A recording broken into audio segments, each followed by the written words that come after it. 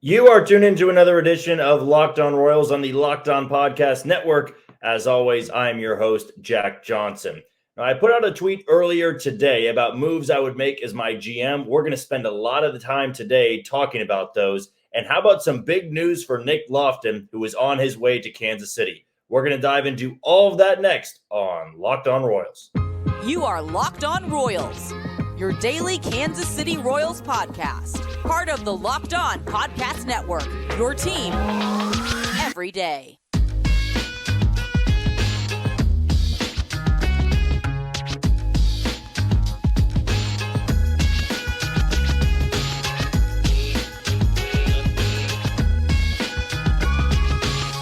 Thank you for tuning in to another edition of Locked On Royals on the Locked On Podcast Network.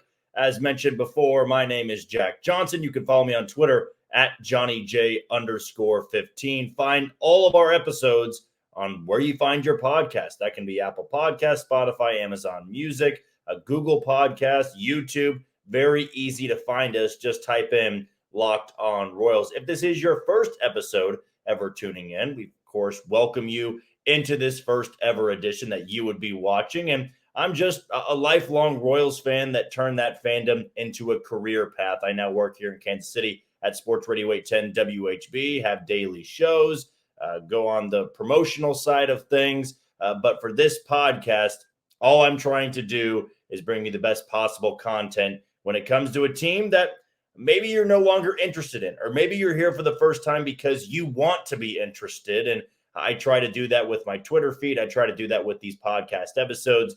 But as I've said before, I can't really do any of that without the interaction of followers and listeners out there and Royals fans everywhere. Now, today's show is brought to you by Bunches. We're going to have a little bit more on them coming up in about 10 to 12 minutes. But if you want to join a group that talks baseball all the time, that talks about the Royals or just any major league team in general, Bunches is where you need to go to. Again, more on them coming up in about 10 minutes or so.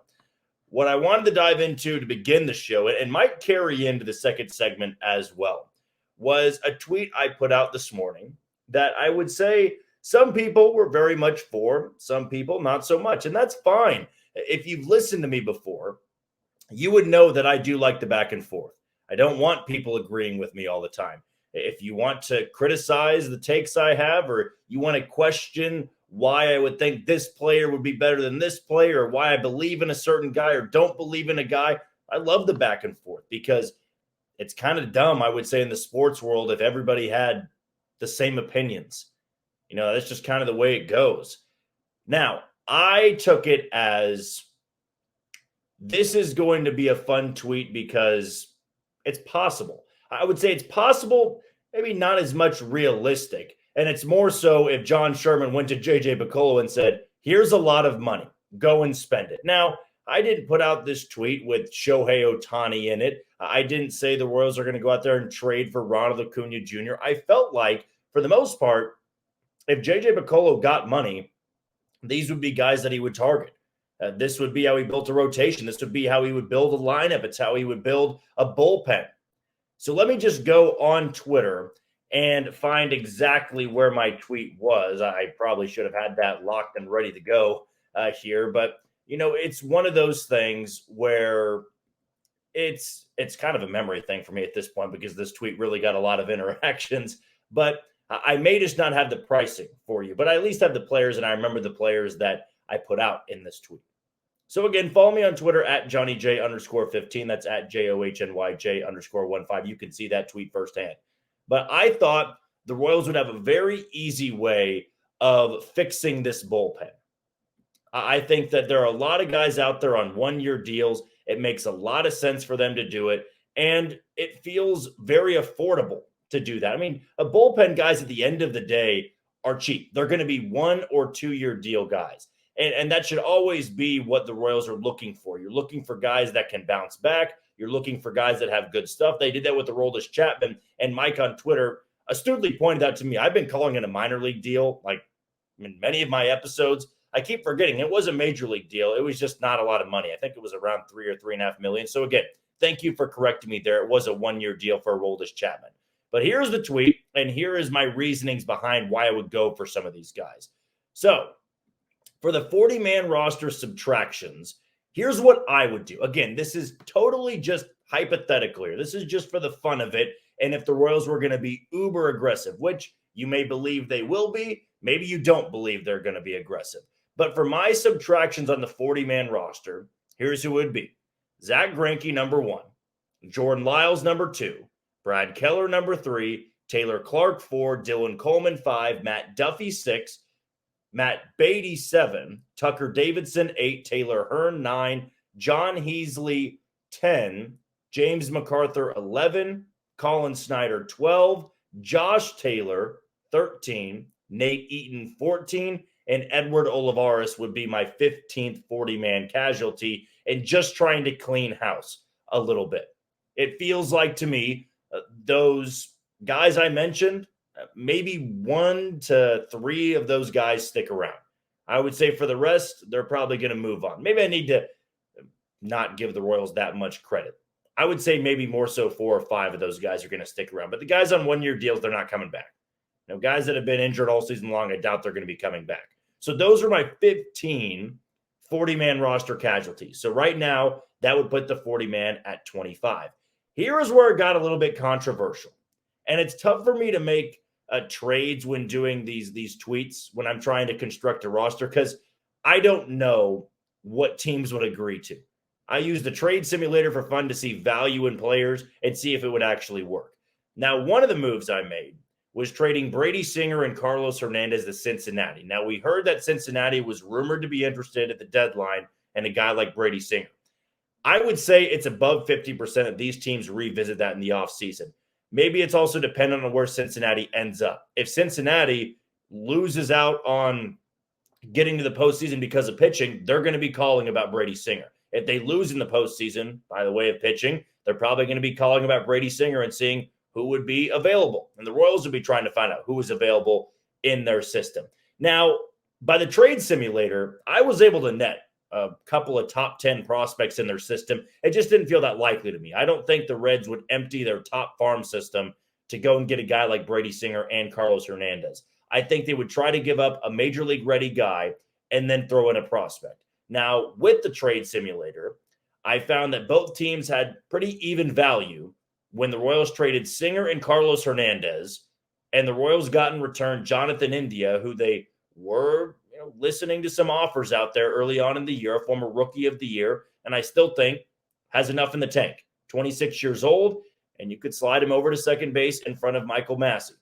So Jonathan India was one of the guys in the return, and then I also found out through the trade simulator that maybe Chase Petty, the number 6 prospect for the Reds, who is dominating in high, he would be another part of that deal. So 2 for 2, the Royals move on from Singer and Carlos Hernandez and get a guy who won Rookie of the Year 2 years ago and a top 10 prospect in somebody's system who could very well make his way into the top 100. He might be in the top 100, but at least he could make his way onto that. You're kind of buying stock in high A. Makes a lot of sense to do.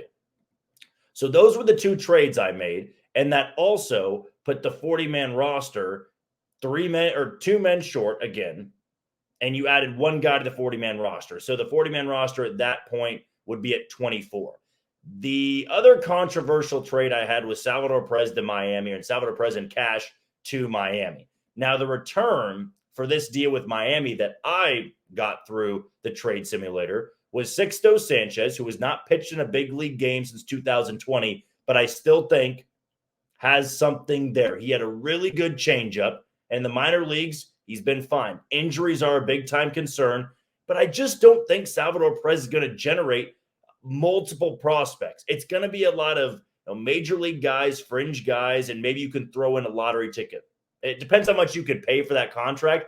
I just don't know if Miami's going to be so desperate for a power-hitting catcher that's not really going behind the plate anymore. So you're really paying for a DH, which that spot is Jorge Soler's at this moment. So I just kind of thought that this would be more of a reasonable return. You can disagree with me. Let me know in the YouTube comments or let me know on Twitter. There have been people today letting me know that this was a stupid trade or this was a stupid roster. I welcome all of it because everybody's got their own opinions. But I thought that Salvador Perez and cash going to Miami would net them Sixto Sanchez, who would be added to the 40-man roster, George Soriano, who has a lethal changeup in that Miami bullpen, 24 years old. I think would fit just nicely here in Kansas City. And then you have a lottery ticket thrown in Andres Valor, who is a 25th ranked prospect in Miami's system. So you get 2 major league ready guys, assuming Sixto would be healthy, and you get a lottery ticket thrown for Salvador Perez. So those were the trades that I made. And I think this is going to be a good part right now in the episode to hit our break and come back and continue this full roster breakdown. I told you we had a chance of extending this into the second part of the show, and I have no problem doing that because there's still more to get into and why I believe they would be a good move. So more about my life as a general manager from my tweet earlier today coming up next on Locked On Royals. You are tuned into Locked On Royals on the Locked On Podcast Network. I'm your host, Jack Johnson. You can follow me on Twitter at JohnnyJ_15. That's at JOHNYJ_15. Before we dive into more of my transactional moves I made as GM on Twitter for the Kansas City Royals, give a shout out to one of our sponsors today in Bunches. Okay, Locked On Royals fans, I have to tell you about a new app called Bunches. Bunches is a new app built just for sports fans where you can chat sports in real time. Click the link in the show notes that I have below in the description to join the app or go to the Apple Store and download Bunches now. I'm telling you, you're going to love the conversation with other Locked On sports fans. So after this podcast, go and download the Bunches app. And when you do, our friends at Bunches have featured the Locked On MLB Bunch in the Discover tab. You can also click the link in the description show notes to join the Locked On MLB Bunch community today. So don't waste any time right after this podcast. Go and download the app called Bunches today. So let's continue the moves that I was making as general manager of this team just for fun. It wasn't a super serious take. Some people were trying to say, oh, John Sherman never do that. JJ McCole never do that. You're right, because I was a general manager making these moves. So let's get into more of the meat and potatoes of this. I told you some of the trades. I told you the guys that would, take off the 40-man roster. Here was the whole point of the tweet, who I think they would be adding through free agency and trade. I had the Royals signing Jordan Montgomery, who's right now with Texas, was with St. Louis. He is a true number 2 for the Rangers to a 2-year, $34 million deal. How did I get to that number? I went to Spotrac and looked up all the contract details, and right now, Jordan Montgomery's market value is between 16 and 17 million a year. So I feel like that could be a possible contract that you could go for. Now, I think Jordan Montgomery, Gumby as they would call him, wants a little bit more. I think that if he finishes the year pretty strong in Texas, he's going to want a 3, 4, maybe even a 5-year deal, maybe more money than just 18 or 19 million a year. No, I put it at 17, and I feel like if the Royals are going to land somebody like Jordan Montgomery, it's going to take a little bit of an overpay. So he, to me, is more so of the workhorse, the number one, the ace of your staff, but it feels like a long shot. I'm throwing this in there because would anybody be interested if I said, yeah, it's going to be a Brady Singer again, or they're going to bring back Zach Greinke again? No, you got to get some interactions, and I do believe that Jordan Montgomery could be a big-time fit for the Royals, but right now I'd put it at 10 to 15%, maybe lower than that. This one I really like. I have the Royals signing Jack Flaherty to a 1-year, $15 million deal. He's not been very good in Baltimore, but historically and in his career, he's been good when healthy. I think a 1-year deal, no matter what the price is always a good thing for the Royals. You're not overpaying a guy if it's a 1-year deal. If you give a guy 2 years for $30 million, maybe you're banking on him to be a lot better than he really is. And I feel like Jack Flaherty would take a 1-year deal. Pitches pretty well in the first half for the Royals, and you flip him at the deadline, you get more prospects in return. Just like the Cardinals did, though he wasn't on a 1-year deal. But they got enough in return from Baltimore, who's trying to go for it all this year. But I like the stuff. And I feel like in a full offseason, just build them back up. It would be very beneficial to this Royals rotation. So the number 1 in my rotation is Montgomery. The number 2 would be Jack Flaherty. Then I have the Royals signing Kevin Kiermaier to a 1-year, $9.5 million deal. I had people on Twitter telling me that Kevin Kiermaier is the same as Kyle Isbell and Drew Waters. He's not. Okay, he's got injury concerns, but Drew Waters and Kyle Isbell have also had injury concerns this year. So don't try to knock Kevin Kiermaier for not being durable, because this year for Toronto, he's been really good. His B WAR this year, despite playing in only 104 games, which I still think would be fine for the Royals, he has a 3.2 B WAR. OBP just under 330. And now he's not hitting for much power, but he's got great defense and I think a pretty good bat. Better than Kyle Isbell's, better than Drew Waters. That's why I would sign him to a 1-year, $9.5 million deal.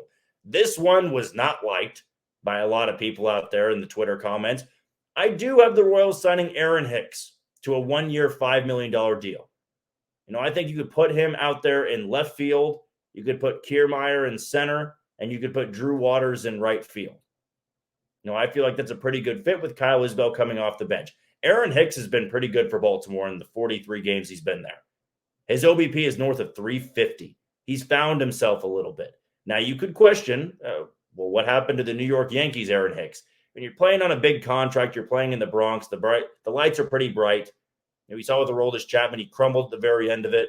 Aaron Hicks, I think, just finding a new home, finding a place where maybe there's less pressure, could benefit him a lot. Now, with Baltimore, it's not a shortage of pressure. It's just a team that's playing with house money. They are so damn good, the best team in the American League, but nobody expected it from them. That's why I think he's playing so well in that lineup around a lot of great hitters. I don't think I would lose much sleep over a 1-year, $5 million deal. Then, of course, my additions through trade, Jonathan India, Chase Petty, Sixto Sanchez, George Soriano, and Andres Valor. Now for the bullpen. I have the Royals adding 3 guys all on 1-year deals. Matt Moore, who was just claimed off waivers by the Cleveland Guardians, got him on a 1-year, $4 million deal. Joe Jimenez, who's been pretty good for Atlanta this year and a good bullpen, 1-year, $3 million deal. And then Buck Farmer, who's been pitching in Cincinnati, I believe, on a 1-year, $2 million deal. All guys very durable. All guys are very consistent. You know what they're going to have, and they're cheap. That's how you should rebuild the bullpen a little bit. And then again, at the deadline, you flip every single one of them. Now, of course, if you found yourself competing, just really think about how deep you'd go in the postseason and make a move from there. But I like those 3 guys. They're going to be affordable, and the Royals could absolutely afford every single one of them. And they would give the bullpen a lot more stability than they have right now. So in all, to replace what would that be? 16 spots to my 40-man roster. Here's who I'd be adding. Jordan Montgomery, Jack Flaherty, Kevin Kiermaier, Jonathan India, Sixto Sanchez, George Soriano, Matt Moore, Joe Jimenez, Buck Farmer. I'm adding Tyler Gentry to the 40-man roster because I'd imagine he'll be in Kansas City a lot. I'm adding Will Klein to help with that bullpen a little bit. Nick Loftin, who we're about to talk about, he's already going to be on the 40-man roster, so maybe that's a bad guy to put in there because that's a no-brainer. Chandler Champlain, who came over the Andrew Benintendi deal and one of the better pitching prospects in the system. I'm adding him to the 40-man roster. Luander Avila, who's been good in high A for the Royals, was really dominating in low A Columbia. I'm going to add him to the 40-man roster, plan for the future a bit. Devin Mann, who you got in the Ryan Yarbrough deal, feels like he's going to spend some time in Kansas City next year. Anthony Veneziano, I'd imagine he gets a start or a couple starts, or he comes out of the bullpen. Mason Barnett, who I love, a 3rd-round pick last year out of Auburn, I think it was. I think he's going to be a fast riser. Could see him in 2024. And then Javier Vaz, maybe my favorite hitting prospect in the entire system. I think he could be your future center fielder in Kansas City, but really love the bat, a very mature approach, despite being a late-round pick just last year for the Kansas City Royals. So the rotation goes as follows as we're coming up on time here in our second segment. I got Jordan Montgomery as the ace, Jack Flaherty as the 2, Cole Reagans as the 3, Alec Marsh as the 4, and Daniel Lynch as the 5. Chris Bubich, when he's healthy, could probably compete for that spot when he comes back. The bullpen, I have John McMillan. I've got Matt Moore, Joe Jimenez, Buck Farmer, George Soriano, Sixto Sanchez, Austin Cox, and Jackson Kowar. Jackson Kowar, I think I'll just try to give him that spot to begin the year. He doesn't have it. There will be people trying to replace him down in AAA Omaha. Then for my lineup, I've got Michael Garcia at 3rd base. I've got Aaron Hicks in left batting 2nd. I've got Bobby Witt Jr. hitting 3rd at short. I've got Benny Pasquantino playing 1st base and cleaning up. Behind him, I've got Jonathan India batting 5th and playing 2nd base. Batting 6th in center field, I've got Kevin Kiermaier doing the catching and who will be the starting catcher in 2024. I've got Freddie Fermin batting 7th. Batting 8th, I'm moving MJ Melendez to full-time DH. Now that Salvi's not there, I think I'd like to see MJ just focus on hitting and see if that can improve at least his approach at the plate. And lastly, batting ninth and playing right field, I got Drew Waters. Off the bench, I got Kyle Isbell. I think he's going to be a very good fourth outfielder. And with the durability problems of Kevin Kiermaier and the age of both those guys with Kiermaier and Hicks, I think Kyle Isbell could still play about 100 games. And I think in a small sample size, he's very valuable to this team. Then I've got Nick Loftin. I've got Michael Massey, who could, start behind Jonathan India. I know he's kind of limited at second base, but that's still a great glove to have, just kind of how Nicky Lopez filled that role. And then I've got Nelson Velasquez rounding out that fourth spot off the bench for my full 26-man roster. As for the backup catching spot, I'm moving MJ back to catcher. I'm not worried about him in the outfield. If Freddie Freeman can catch, well, at least I want MJ Melendez playing almost every single day so he can DH and catch when Freddie needs a day off. So that was my entire tweet. I've had people tell me it's a really good lineup. They like it. I've heard people say I love the rotation, the bullpen, but hate the lineup. And I've had people that have hated everything. Just let me know by following me on Twitter at JohnnyJ_15. That's at JOHNYJ_15 and comment on that tweet below. Okay, the last thing we're going to talk about is a prospect that's on his way to Kansas City and will debut likely tomorrow night against the Boston Red Sox. That's coming up next on Locked On Royals. You are tuned into Locked On Royals on the Locked On Podcast Network. I'm your host, Jack Johnson. You can follow me on Twitter at JohnnyJ_15. That's at JOHNYJ_15. And always find our episodes on wherever you watch podcasts. That can be Spotify, Apple Podcast, Amazon Music, Google Podcast, or you can find us on YouTube. Just be sure to hit that follow button and subscribe. We're inching closer and closer to 500, trying to get over 500 by the end of the season and still give you content at minimum 3 of the 5 days during the work week. I'll try my best. If there's more news that breaks, I'm never going to hesitate bringing you more content in the offseason. But still one more month to go, and that 1 month is going to be a great opportunity for a guy like Nick Loftin to shine. But before we talk about Nick Loftin, let's give a shout out to one of today's other title sponsors in FanDuel. Now, get ready for the NFL season with incredible offers from FanDuel, America's #1 sportsbook. Right now, new customers can bet $5 and get $200 in bonus bets guaranteed. Plus, all customers who bet $5 will get $100 off NFL Sunday Ticket from YouTube and YouTube TV. Now is the best time to join FanDuel. The app is easy to use, and you can be on everything from spreads to player props and more. So visit FanDuel.com/lockedon and kick off the NFL season with an offer you won't want to miss. FanDuel, the official partner of the NFL. We got this news about late afternoon time that the Royals plan to call up Nick Loftin. They're going to do it, I'm assuming, tomorrow morning or maybe early afternoon before the lineup comes out in that 3-game series against the Boston Red Sox. It'll be Jordan Lyles on the bump. But hey, it's Grateful Dead night, and I believe there's a drone show. So if you're still needing a reason to go out to the K, despite it just being a Friday night, well, don't worry about Jordan Lyles throwing because there's a lot of extra things going on. But there also is a fun debut that should be happening, and that'll be Nick Loftin, the former first-round pick who was taken in the 2020 draft. Yep, that was the second pick the Royals made after taking Asa Lacy, 4th or 5th overall. I believe it was 4th overall in the 2020 COVID year draft. But Nick Loftin, he has shown in his minor league career that he's very steady. You're not going to get too up and down with Nick Loftin. I think there's going to be slumps from time to time, as every young hitter will deal with. But what's great about him and what's great about him moving into 2024 is that he moves around a lot. He can play the outfield. He can play the infield. And I think the Royals have been trying to find a guy like that to replace the hole that Whit Merrifield left. You can put him in right field. You can put him in center. You can put him at second. Nick Loftin plays everywhere. But I think he's got a little bit more pop than a guy like Whit Merrifield. I'm not trying to truly just compare the two and say because they're utility guys, they can be the same player. It's going to take a lot for Nick Loftin to become what Whit Merrifield was, which was an all-star, a multiple-time all-star, and a bit of a late bloomer. Nick Loftin does fit, I think, into the Royals' competitive window. He's still just 24 years old. And since he is so flexible, I think that he could, with a very good September, lock his spot for opening day next year. Not as a starter, but as a bench bat. You tell me right now which guys off the bench have locked their spot. It certainly hasn't been with their hitting. Samad Taylor to me felt like a guy that could have done it early on this year because he was so good in AAA Omaha. I mean, he never struggled to hit for the Storm Chasers, but when he got up to the big league level, he seems to be overmatched a bit. Now, he's been better since being recalled a second time, but still, I think Nick Loftin gives you more upside there. And it does feel a little bit shocking that Nick Loftin wasn't up much earlier than this. He was hurt, I believe, in the middle of the season, but he ended last year in AAA. And it's taken him until September to get the call up to Kansas City. And it's with a team that's been bad since April. There's been one 7-game winning streak this year, and that was about the only time you could feel positive about the Royals winning a lot of games. But Nick Loftin is somebody that I think is a great plug-and-play guy. You can put him in center tomorrow night. You can put him at second. I think that'd be cool to see him and Bobby Witt Jr. up the middle.